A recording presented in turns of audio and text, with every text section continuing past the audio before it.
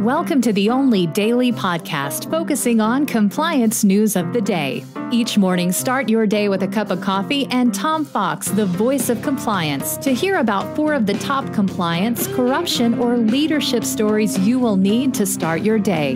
The Daily Compliance News is a production of the Compliance Podcast Network.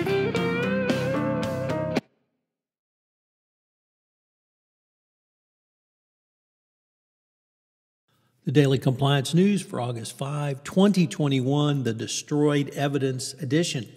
And we begin with that story. Elizabeth Holmes, founder of Theranos, is going to trial in less than 4 weeks. And the court ruled today that the government will be allowed to bring patients to testify at the criminal fraud trial about their experiences of fraud from Ms. Holmes and the Theranos products. This is a direct result of Theranos destroying evidence, and it's really clear to me that based upon the actions of Theranos, the actions before and after it all came crashing down and the way they've dealt with the government, Ms. Holmes is going to be in for a long stay at a federal penitentiary. When you destroy evidence and then claim that the other side can't use it, it pretends a strategy which is doomed to failure. At the very least, they're obviously trying to build a record for appeal. But I would say consistent with the way that Elizabeth Holmes treated employees, customers, third-party partners, venture partners, their destruction of evidence leading to this consequence cannot be overstated as to the fraud involved. So I know the world is greatly looking forward to the Theranos trial, as am I.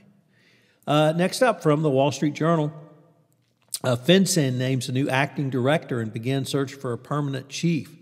The department's anti-money laundering unit is undergoing its second leadership change this year as acting director Mike Mosier prepares to leave at the end of this week.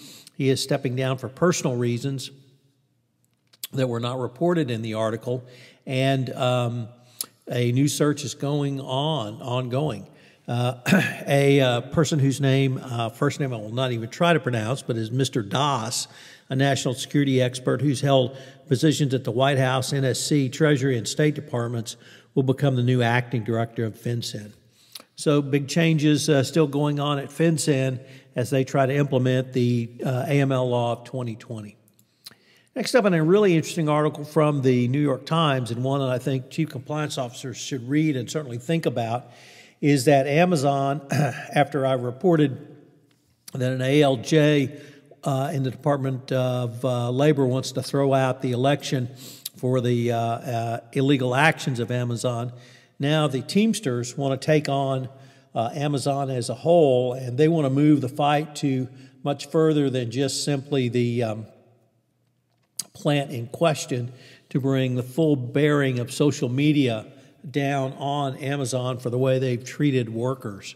It's pretty horrific if you've read any of the stories and you know about the quotas and the speed and everything else that you get paid $15 an hour for.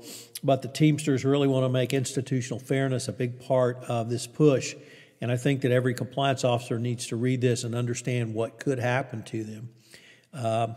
We conclude with, I did not report on the report on Governor Cuomo, but it was just gut-wrenching to read about the sexual harassment and allegations that are reported about him.